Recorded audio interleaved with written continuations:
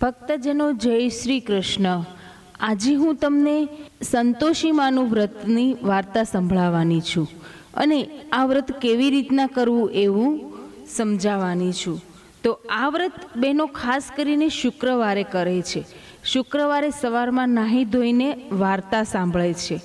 વાર્તા સાંભળતી વખતે હાથમાં ગોળ અને ચણા રાખે છે, કળશનું સ્થાપન કરે છે। વાર્તા પૂરી થાય એટલે હાથમાં રાખેલા ગોળ અને ચણા ગાયને ખવડાવી દે છે અને કુંભમાં કળશમાં રાખેલા ગોળ અને ચણા પ્રસાદમાં આપે છે। તે દિવસે એકટાણું કરવામાં આવે છે, પણ ખાટું ખવાતું નથી। તો ચાલો આપણે આ વ્રત કેવી રીતે કરવું એની વાર્તા સાંભળીએ। એક હતી કંકુ ડોશી। આ કંકુ ડોશીને 7 દીકરા, એમાં એને 6 દીકરા વહાલા ને 7મો દીકરો અળખામણો। આ કંકુ ડોશી 6 દીકરાને સારું સારું ખવડાવે પીવડાવે, આગ્રહ કરીને ખવડાવે, પરંતુ જે કંઈ વધ્યું ઘટ્યું હોય એ 7મા દીકરા શિવલાને ખવડાવે। શિવલાની વહુ બેઠી બેઠી આ બધું જોયા કરે અને મનમાં ને મનમાં બળ્યા કરે, પણ થાય શું, કરે પણ શું? એક વખત એનાથી રહેવાયું નહીં, એટલે એણે એના પતિને કહ્યું, તમે તો સાવ ભોળા ભટ્ટ જેવા છો। કેમ એમ? કેમ શું? તમારા બા તમારા 6 ભાઈઓને સારી રીતે જમાડે છે અને તમને તો એનું એઠું વધ્યું હોય એ આપે છે। હશે કહી શિવલો એ વાત ટાળી દેતો। એમ કરતાં કરતાં દિવસો પસાર થવા લાગ્યા અને થોડા દિવસ પછી ગણપતિ ચોથનો દિવસ આવી પહોંચ્યો। એ દિવસે ઘરમાં ચૂરમાના લાડુ બનાવ્યા। 6 ભાઈઓએ કંકુ ડોશીએ જમવા બેસાડ્યા અને નાનો શિવલો સાનો માનો છુપાઈને જોવા લાગ્યો। ડોશીમાએ આગ્રહ કરીને 6ને જમાડ્યા। પછી આ 6 જણાનું જે વધ્યું ઘટ્યું હતું તે એક થાળીમાં ભેગું કરીને કંકુ ડોશીએ શિવલાને બૂમ મારી, અલા શિવલા, આવ, આ જમી લે। અને તું ક્યાં ચાલ્યો ગયો હતો?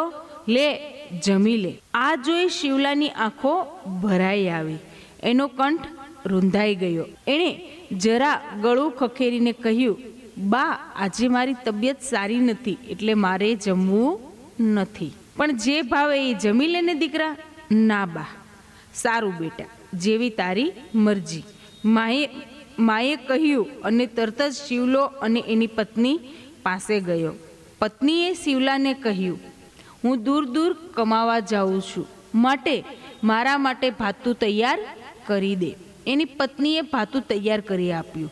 આ ભાતું અને 2 જોડી કપડાની એક પોટલી બાંધી શિવલો કમાવા માટે ઉપડ્યો અને જતી વખતે એની પત્નીને કહ્યું, લે આ મારી વીંટી, આ મારી એંધાણી તું સાચવી રાખજે।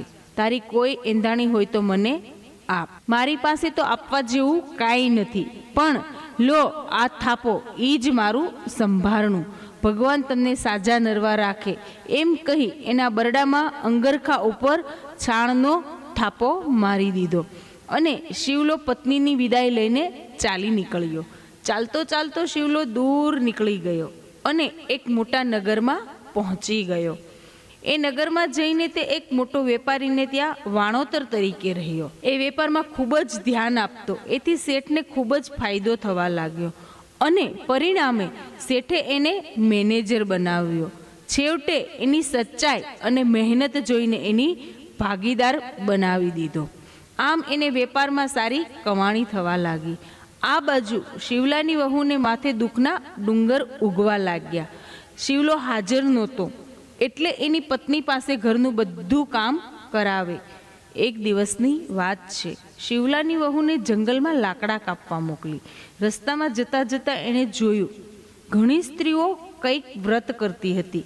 આથી એ સ્ત્રીઓ પાસે ગઈ અને પૂછવા લાગી, બહેનો, તમે કયું વ્રત કરો છો? અમે તો સંતોષી માનું વ્રત કરીએ છીએ। આ વ્રત કરવાથી શું લાભ થાય? આ વ્રત કરવાથી આપણા દુઃખ ટળે અને સુખ તથા સંપત્તિ મળે। વળી કુંવારી કન્યા હોય તો એને મનગમતો વર પણ મળે। જો કોઈનો પતિ પરદેશ ગયો હોય તો સાજો નરવો ઘેરે પાછો આવે। વાંઝિયાને ઘેર પારણું પણ બંધાય। આમ આ વ્રત કરનારની બધી મનોકામના પૂરી થાય. પણ બહેનો, આ વ્રત કરવું કેવી રીતે? આ વ્રત કરવાનું તો ઘણું સહેલું છે. દર શુક્રવારે જમ્યા પહેલાં સંતોષી માતાની વાત સાંભળવી, ઘીનો દીવો કરવો અને એની આગળ કુંભ મૂકવો. ₹1 ગોળ ચણા લઈને પ્રસાદ વહેંચવો. કોઈના ગ્રહ વધારે નબળા હોય તો આ વ્રત મોડું ફળે અને કોઈના ગ્રહ ઓછા નબળા હોય તો વહેલું ફળે. અને એનું ઉજવણું કેવી રીતે કરવું? શુક્રવાર પૂરા થાય એટલે 2.5 લોટના ખાજા, વરા પ્રમાણે ખીર અને ચણાનું શાક બનાવવું. કુટુંબના અથવા તો પડોશના 8 બાળકોને જમાડવા અને એ દરેકને યથાશક્તિ દાન દક્ષિણા આપીને વ્રતનું ઉજવણું કરવું. ભલે કહી શિવલાની વહુ તો ચાલી નીકળી અને એ દિવસે શુક્રવાર હતો. ત્યારથી જ એણે સંતોષી માના શુક્રવાર શરૂ કરી દીધા.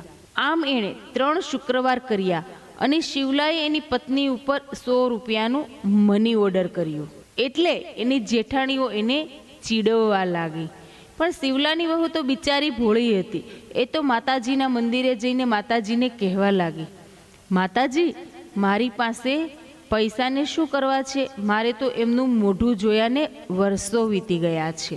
માતાજીએ આશીર્વાદ આપ્યા, જા દીકરી, તારો પતિ સાજો નરવો ઘેરે આવશે, એટલે ચિંતા કરીશ નહીં. માતાજી તો શિવલાને સ્વપ્નમાં આવ્યા અને કહેવા લાગ્યા, તારી પત્ની તને યાદ કરે છે. તને ઘેર ગયે ઘણા વર્ષો થઈ ગયા, માટે ઘર આટો દઈ આવ. અને બીજે દિવસે શિવલાએ પોતાનો વેપાર ધંધો બંધ કરીને અઢળક ધન લઈને પોતાને ઘેર પાછો આવ્યો. આવીને જોયું તો પોતાની પત્ની મહાત્રાસ ભોગવી રહી છે. રોજ લાકડા કાપીને જંગલમાંથી લાવે તો એને જાડા લોટની ભાખરી મળે. આજે એ લાકડા લઈને ઘેર આવતા રસ્તામાં સંતોષી માતાના મંદિરે થાકાવા બેઠી. ત્યારે માતાજીએ કહ્યું, બેટી, આજે તારો પતિ ઘેર આવ્યો છે, એટલે ઘેર જઈને મોટેથી કહેજે કે જંગલમાંથી લાકડા લાવી છું, જાડા લોટની ભાખરી ખાવા દો, ફૂટડા ડબલામાં પાણી પીવા દો. શિવલાની વહુએ તો ઘેરે જઈને એ પ્રમાણે કહ્યું. એ જ વખતે એનો પતિ આવીને ઓસરીમાં હિંડોળા પાટે બેઠો હતો. તે સાંભળી ગયો ને સાસુની પોલ પકડાઈ ગઈ. સાસુએ એના પતિ શિવલાના દેખતા ઘણા કાલાવાલા કરવા માંડ્યા. પણ હવે શું વળે?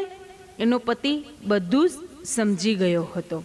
પણ હવે તો શિવલો ઘણું ધન કમાઈને આવ્યો હતો, એટલે તેઓ સુખ ચેનથી રહેતા હતા અને સાસુ એની વહુને કાંઈ કહેતી નહોતી. એક વખતની વાત છે. સંતોષી માતાને વહુની પરીક્ષા કરવાનું મન થયું. એમણે ગોબરી ગંધારી ડોશીનો વેશ લીધો અને કંકુ ડોશીને ઘેર આવી.